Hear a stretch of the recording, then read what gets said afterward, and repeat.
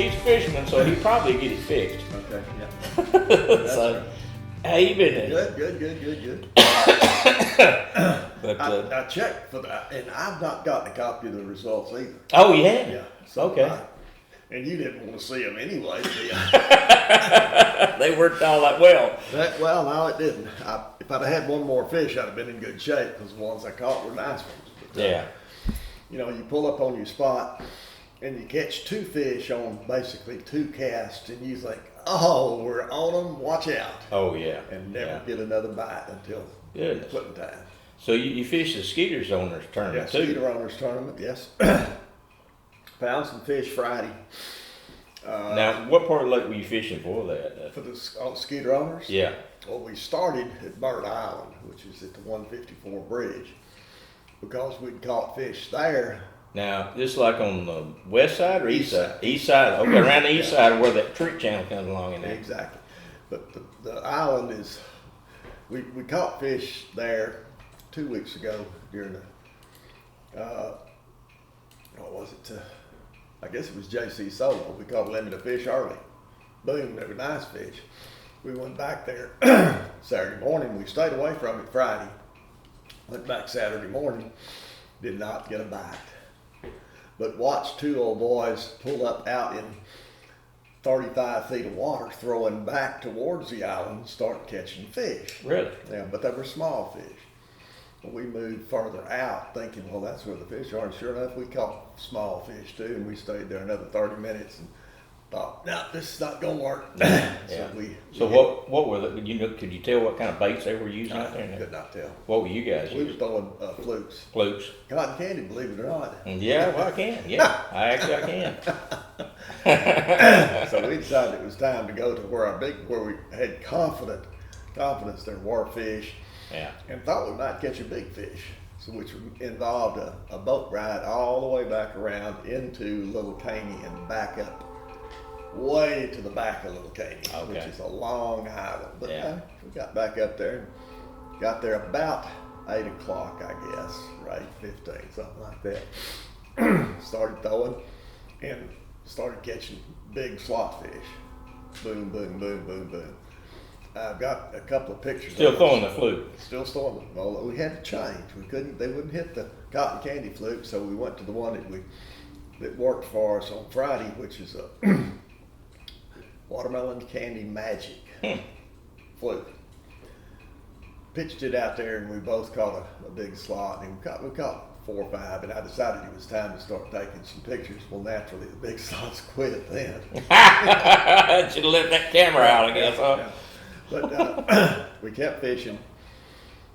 We stayed there all day, but about noon, Charlie caught one that we both thought was 17 inches when he got it in. He laid it on the board. That sucker, it's under 16.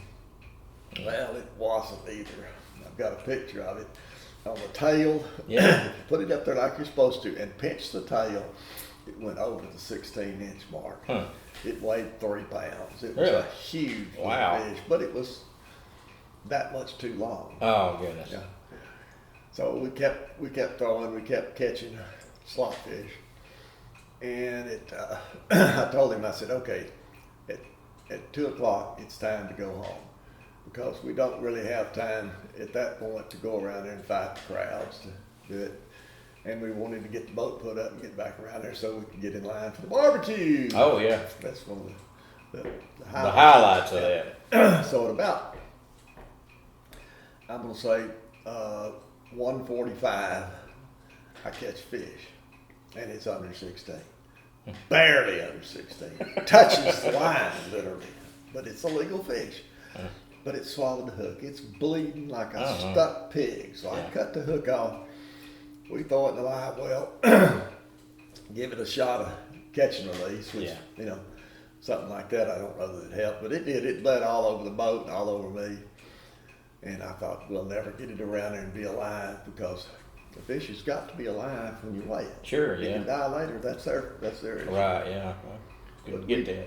We made a fast isle through the woods and ran flat out going over there, which I normally do not do, but I did there. We nearly got run over. The guy approaching us, and I'm thinking that you yield to the boat on your right. Is that not the rules of the water? You know, I don't know. I think it is. It Anyway, probably is, yeah. he was approaching on the left, coming out of Mustang, and he damn near ran over us. Pardon the language. I had to heel over hard to the right. He finally turned to the left, and if we cleared each other by more than a foot, it's a miracle. It's Oh, water wow. all over us. Really? Yeah. So we ran on in, and Charlie said, "I'm puckered up." Oh, yeah. And I was too. We got on into the weigh-in. It was 5 minutes after 2. Yeah. Too late to weigh the fish, the 2 o'clock hour. And so they don't weigh again until 2:30. And I'm thinking, oh Lord, we'll never make it. Yeah. Check the fish. He's okay. Sitting back Okay. there, just So at 2:30, I go up there and weigh it. It weighs 239. And for those of you that fish these tournaments, some of them don't tear their scales, and these folks are one of those that apparently don't, because I've got a set of digital scales like Now, when everybody you else say has. tear, is that like check the Check scale? it, yeah. They don't allow for the weight of the bag, Oh, okay. which is about 1/4 of a pound. Uh-huh. So when you get a fish like the one I had, I weighed it weighed 215. I said, okay, this fish is going to weigh 240. Well, on their scales, it weighed 239. So I went immediately to second place. Kept getting bumped and bumped and bumped, bumped and bumped. And it got to 245, and I'm in the 10th chair. One more and I'm gone. Well, they had short fish and slot fish. I couldn't believe how many slot fish were trying to win. Really? Everybody weighed a slot fish, got a ticket. Yeah. It didn't matter where they came from. Sure, I mean. If you can't measure a fish, But they don't understand how, I guess they let them on there and fan the tail, and it doesn't touch that fish. Right, that ain't not how you do it.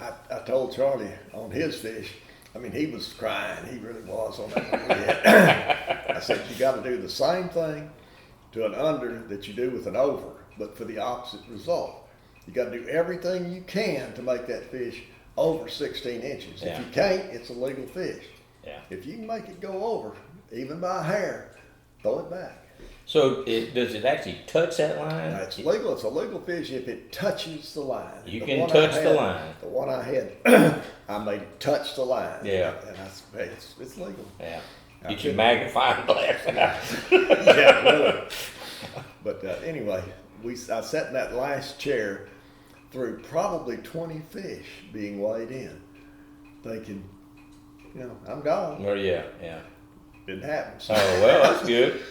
So I got a 10th place check. Well, which that's great. worked out okay. Yeah. It was the last place, the last hour of the last day, or the start of the second day. And we thought, well, we're in great shape. Come Sunday, we know where to go to start, and we'll stay there all day. Sunday, we got there, leave the ramp at 4:45.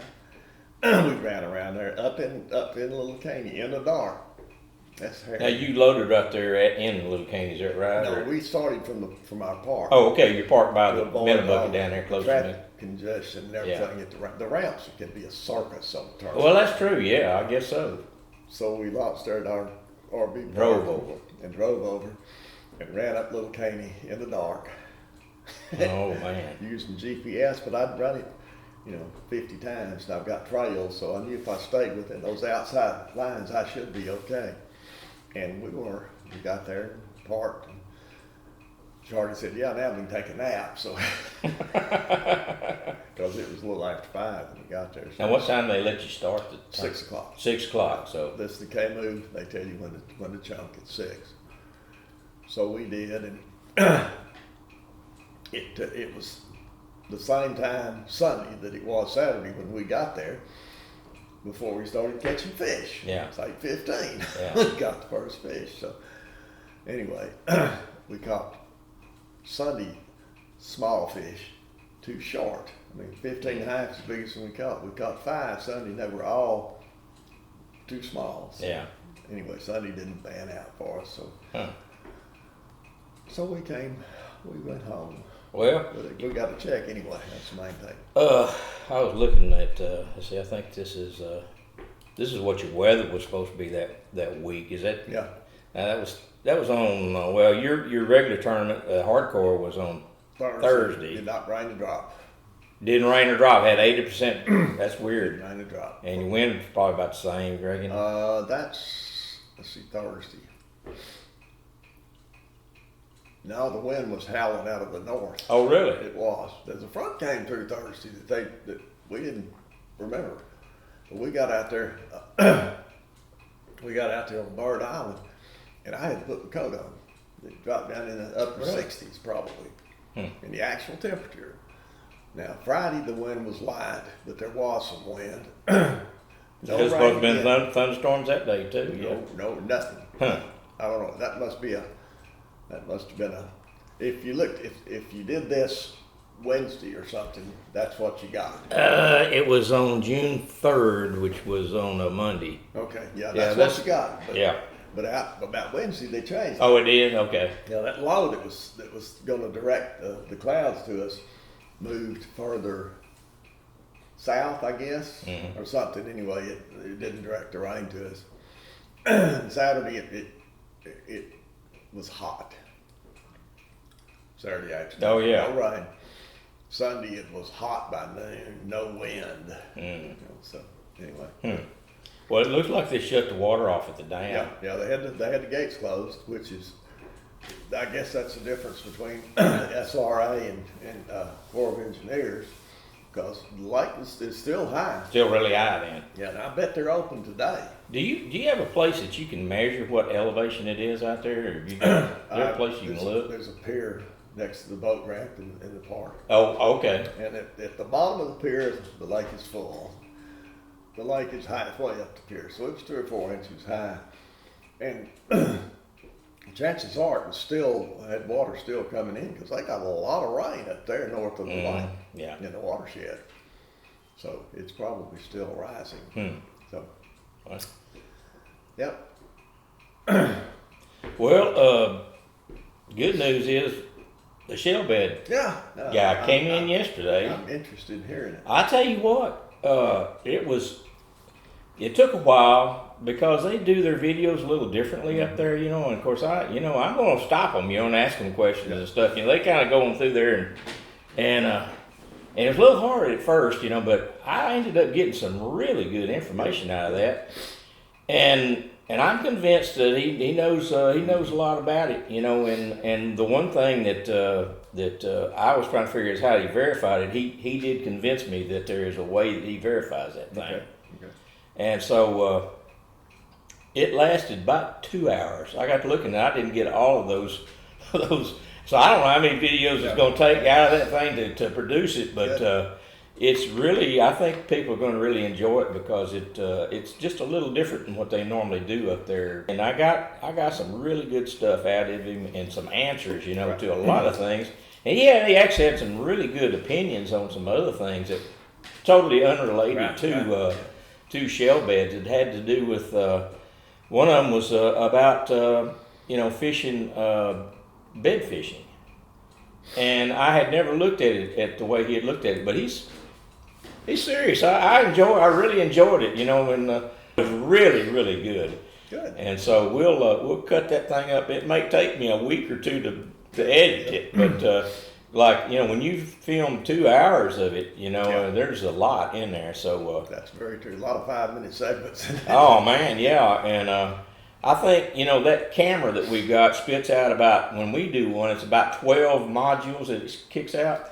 There was like 37 of them in there, so it's going to take a while. But at any rate, man, it was good, and I think we'll continue to get more out of him as well. So that was a really good experience. So the place we were fishing Sunday probably meets the criteria for being a shell bed, because it felt like rocks. Yeah.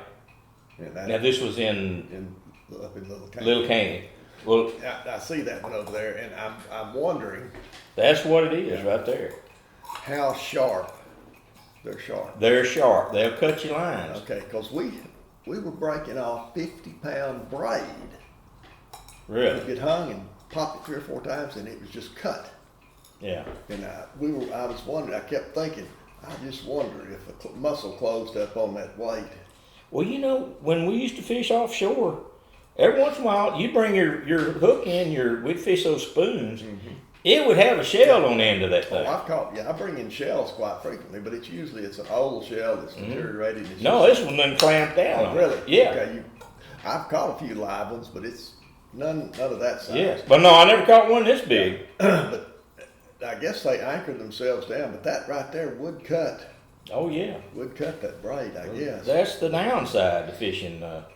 Fishing shell beds, but it happened. It happened, and I put brand new 50-pound braid on my rods Saturday night, and Sunday I broke off. Tore up. Now a couple of times I broke it, pulling on it. Right. Yeah. But other times I was just snapping it to hop it. Usually you could hop it across and then snap it, and it's gone from the weight. I don't know how far up from the weight, but all I get back is. Frayed line. Yeah, never have I experienced that before. Yeah. So this is a place for us to go with your little magic camera. There you go. Because it's like 8 feet deep on this little hump where we were catching fish, and where we were feeling all. Okay, good. Yeah, keep a location on that. I know exactly where. Okay, all right. It's not a problem. Well, it's I'm getting excited about it now. For a while, it took me a while to get kind of excited about it, and you can see where he actually hooked that thing. See I guess that's it, a hook on that thing. It's got the hole. See that hole right there? Okay. I don't know, maybe that's a natural hole, but no, I think it's not. They don't naturally have holes. I don't think. Wouldn't think, but that looks like, way a long time ago, people used to go out, they used to have folks from Japan. Yeah, they were after the mother of lining. They would go over to Caddo over there and pearl dive over there a long time ago. Yeah, I've seen it on Channel 13 or something. I've seen a video about that. And I don't know if people realize it, but Howard Hughes' father, the first drill bit that was ever made, it was done in Caddo Lake. Yeah, and Howard Hughes, that's where he got where the Hughes company made its fortune, was with the rotary drill bit. Right there at Caddo Lake, in the middle of that thing. And they had all kinds of people putting those drill bits in there and break off or wouldn't turn or whatever, and he came out and invented that and completely changed the industry, but just a little history there. But anyway, so you got the LFA this week, and no other tournament. Yeah, and you're fishing with who this week? Wes Brown.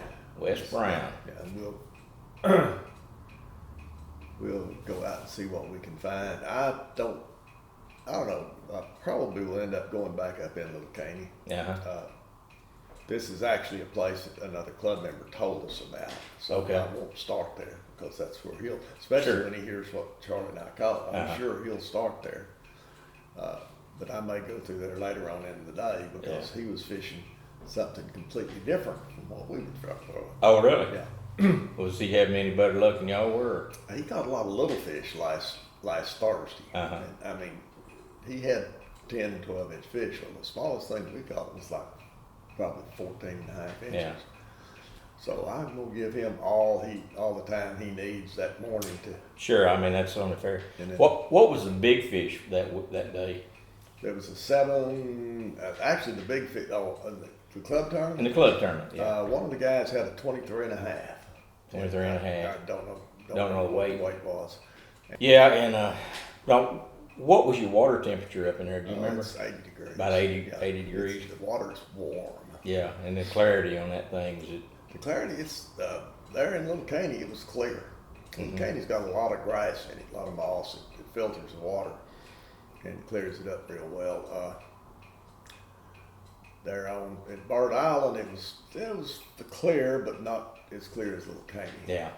The main lakes are, especially back up the lake a little bit, they've still got a little color to them, but it's getting clear all the way. So you're still getting a lot of grass up in Little Caney up in there. Well, Little Caney's got the best grass that I've found anywhere. Oh, really? Yeah. Okay. Yeah. Cool. Yeah. Yep. And highway patrol. The highway patrolman that I told you about the other Yeah, day. yeah, that, he saw me at the Skeeter terminal. try to give you another ticket. No. He came up, shook my hand, how's everything going? Boy. I tell you what, that came in handy there. He got out of a ticket by being on video. That doesn't happen to me, you know. That's never happened to me. No. If anything, they would give me a ticket because I was on the video. Yeah. And I got to say to all you folks out there that are watching, I blush when I say this, but thanks. At the Skeeter tournament, every time I turned around, somebody's coming, "Oh, I love your video."